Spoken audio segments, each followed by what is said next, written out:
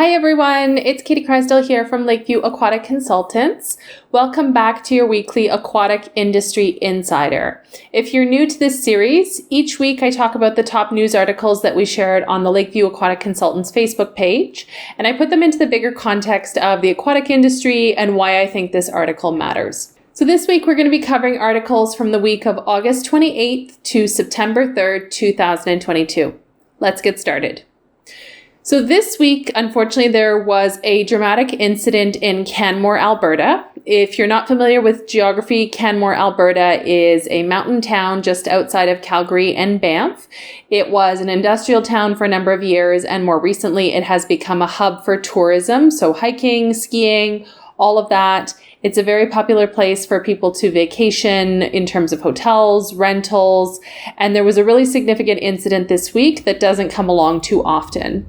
So the first article we're talking about today is from cbc.ca, and the title of this article is Visitor Electrocuted in Hot Tub in Canmore, and this was posted earlier in the week on August 30th, 2022. So for context, the RCMP, which is the police force here in Alberta, they were called to what is described as a large vacation rental property. So probably a condo style facility where you can rent out the apartments for use. And they describe an individual who was in the hot tub and was electrocuted. Somebody did attempt to retrieve him from the hot tub, but they themselves also received an electrical shock. So they were not able to retrieve the victim until the emergency services came on site and cut the power to the facility. Part of the initial confusion with this was whether it was a residential setting, so a hot tub in a private condo, like deck area, balcony area, or whether this was a commercial situation where there were shared amenities between the properties. So a gym, a pool, a weight room, anything like that was shared with different units, paying condo fees, making it thus a commercial situation.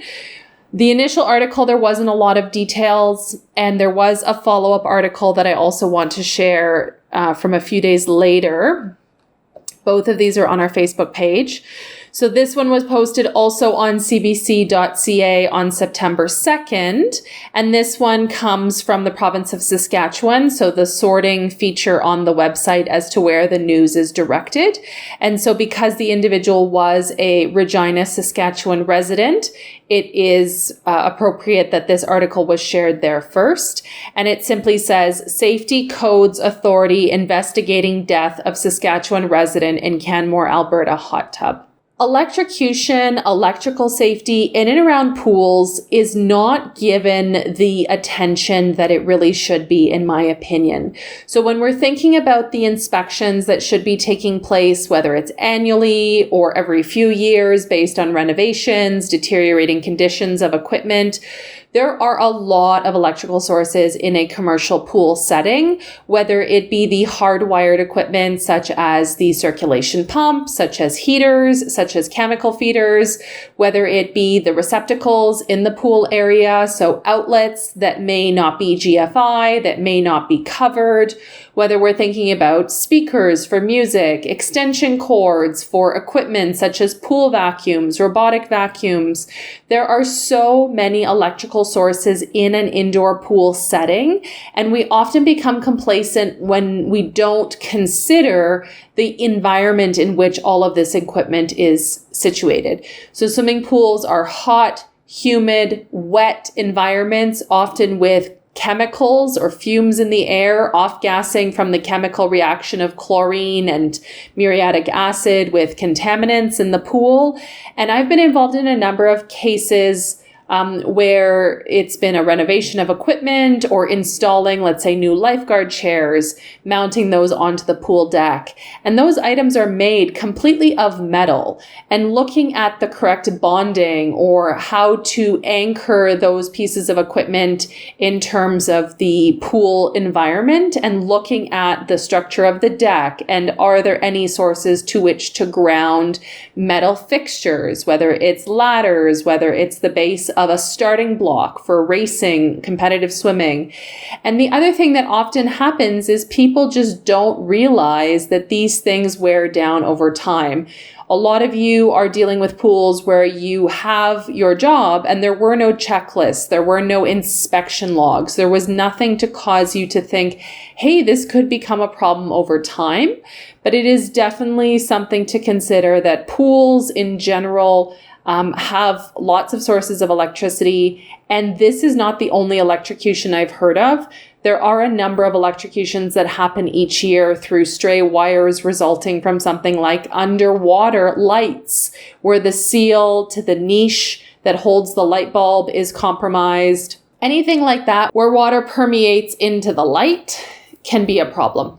So all of this to say, when we're thinking about our facility safety, it's not just the obvious facility safety. So in the Certified Pool Operator course, we do talk about facility safety in terms of what most people think about, such as chemical safety, workplace health and safety, signage for different amenities, supervision, whether there's lifeguards or restricting access to the pool.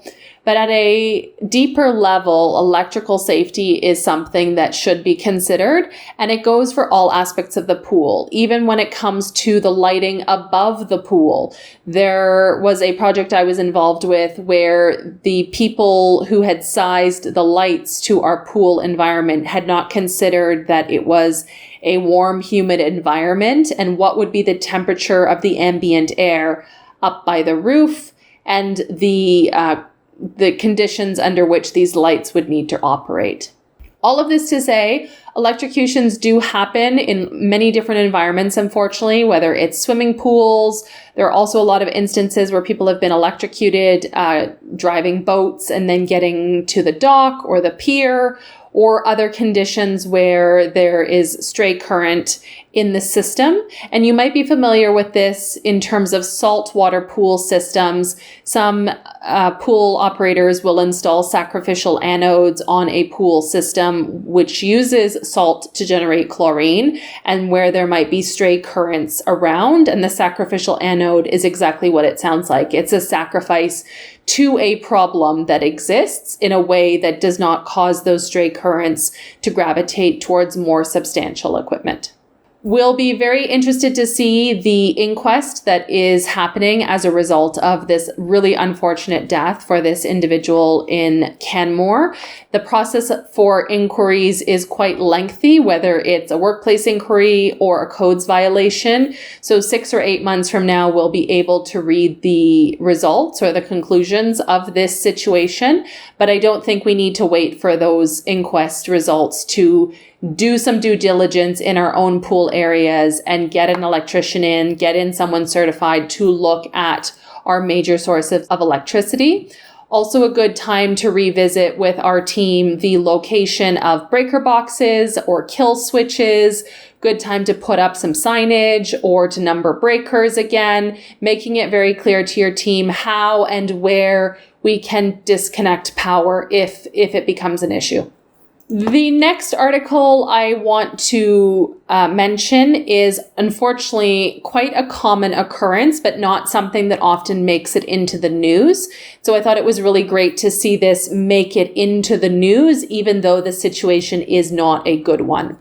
So this article is from stuff.co.nz or Z, depending on your location. So New Zealand. The title of this article is Broken Lift Stops Amputee Who Survived 11,000 Volt Shock Swimming at Local Pool. And this was posted on September 1st of 2022. I did not intend to have 2 articles about major electrical shocks or injuries. That is an unrelated aspect to this article. The article is about a gentleman who has had his leg amputated as a result of an electrical shock. So that's the background to why he is in need of using an accessibility lift to access the swimming pool in his community. This individual talks about how swimming has been a significant portion of his life as an amputee, how it has helped him continue his fitness, his activities of daily living, that it is a tremendous and important physical outlet in his life. but it talks about how for the last 6 months, the pool that he goes to, the lift has been broken. I guess the reason I wanted to mention this is a couple of different things. So directly in the article, it says, Hamilton City Council, which manages the facility, says supply chain issues are holding up the repairs. And the individual in question at the center of the story, he describes the accessibility lift as a pod, which makes me think that maybe this pool has a PoolPod, which is a particular type of accessibility lift that is manufactured in the UK. And if you can imagine what looks like a water-specific wheelchair that is rolled into a platform that does descend into water, it's an incredible piece of equipment. It provides a lot of autonomy to people who may have mobility restrictions in terms of accessing the pool independently. However, one of the challenges with PoolPod is that it's a tremendously in-demand product, and it is made in the UK, is my understanding. And so there is a 10 to 12 to 16 week wait time to purchase a PoolPod. And that's a new PoolPod, so I would imagine it's something similar to get parts to repair your PoolPod. And so while I'm sympathetic to, this facility for having a great accessibility lift and the supply chain issues that we're all experiencing with the invasion of Ukraine and the COVID-19 pandemic over the last 2 years, believe me, I get it. However, at what point do we say that the equity piece of providing access to the pool for this individual is compromised by having, what is essentially a $60,000 lift that is not usable?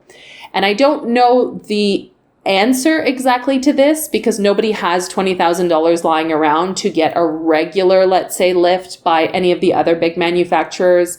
For example, Aqua or SR Smith, they make lifts. Maybe they're not experiencing the same supply chain issues.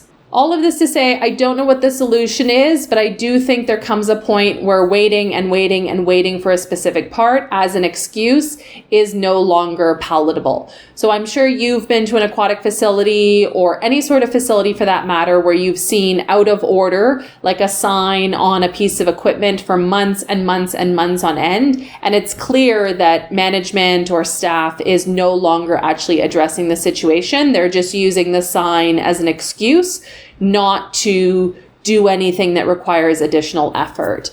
So I think the reason I wanted to mention this article is I visit a lot of pools, a lot have out of order signs on something that is broken. And rather than truly just fix the problem or be transparent with your customers about what the issue is, or sometimes you have to find an alternative. Sometimes you do have to move forward, spend some money and do something different as a temporary solution. Maybe you buy another lift and then you resell it once your existing lift is repaired, or, some other ways to consider addressing the situation. It's just not tenable to have somebody from your community who's been swimming all this time, many, many years, depends on it as part of their, mobility, wellness, to not be able to use the pool. Last two articles I want to mention for this week. They're quite short. It is a shorter Aquatic Industry Insider this week. The first one is kind of neat. I'd never heard of anything like this before and thought it worth mentioning. This article is from seattletimes.com. It was posted on August 31st of 2022, and it's entitled French Tax Collectors Use AI to Spot Thousands of Undeclared Swimming Pools. So I'll read the first couple lines. It's funny. For those trying to offset France's increasingly sweltering summers by building swimming pools, the tax authorities have a message. If you're thinking of saving money by keeping your pool hidden from property tax collectors, we're watching from above. More than 20,000 unreported swimming pools have been detected since last October in a handful of French regions by an artificial intelligence tool that scans satellite images of houses and backyards, authorities announced this week. I shouldn't laugh, but I just thought this was such an interesting article. I've heard those stories of people who do renovations in their home, but they leave the exterior the same so that their property value doesn't change despite the fact that they've made improvements. But I thought this was really interesting, and I wondered to what extent it is undeclared pools or people who built pools without permits, or what that looks like in terms of inspectors and auditors. But I just thought this was a headline that kind of made me laugh, because we sometimes see different things captured in our Google News alerts that we skim, and this was one I had never seen anything like this before. The last article for this week is a bit of a plug for an article that I wrote. So I write articles for PoolPro magazine, and every couple months I'm able to write a new article about an issue specifically relating to the commercial pool industry.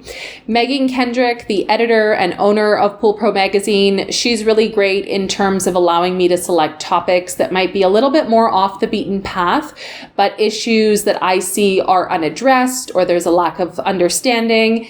I've covered entrapment as a topic over the last couple of years. There is widespread belief that entrapment incidents don't happen since the Virginia Graham Baker Pool and Spa Safety Act, and that's simply not the case. There are still documented entrapments that have been occurring in the last decade since VGBA was enacted, both in commercial pools as well as residential pools. We've had articles that we've written about broken glass in the pool. We had an article recently that talked about how some organizations are opting to build spray parks or splash pads instead of swimming pools. We did an article earlier this year talking about the overall feeling of commercial pools in terms of the way that we can get our customers to stay and spend more revenue or come back more often. And then the one we've got in the current issue of PoolPro magazine. So this is the September-October 2022 edition. You can read it for free online, or you can request a free subscription by mail if you are connected to the aquatics industry. You can go on their website and request a subscription. It comes out about 5 or 6 times per year. This article that is in the current issue is entitled Cleaning versus Disinfecting, Knowing the Difference is Key. Kind of sounds like a bland topic. It may not be the sexiest topic you've ever read about the pool industry. However, this article came about because in certified pool operator classes that I teach, as well as in consultation with clients, like literally going to see their pools, there is often a fundamental misunderstanding about the difference. We are so focused on water quality, we neglect to think about the pool surface areas around the pool, change rooms. This has come up more during the COVID-19 pandemic. People have a better understanding about high-touch surfaces, the surfaces that are used between customers, but still when it comes to the pool tech and sanitation programs in terms of, are you rinsing, are you disinfecting, are you cleaning, what is the disinfection contact time? All of that is chronically misunderstood. It is super, super important to have clear in your mind as a pool operator or facility manager or staff member what it is that you're trying to achieve. Is it the visual appearance of a pool deck, the cleanliness that the customer sees, or is it inactivating or killing potential bacteria as it relates to health and wellness? That's it for this week. Thanks so much for joining me on this week's Aquatic Industry Insider for the week of August 28th to September 3rd. I hope you have a great week. We will catch you back next week.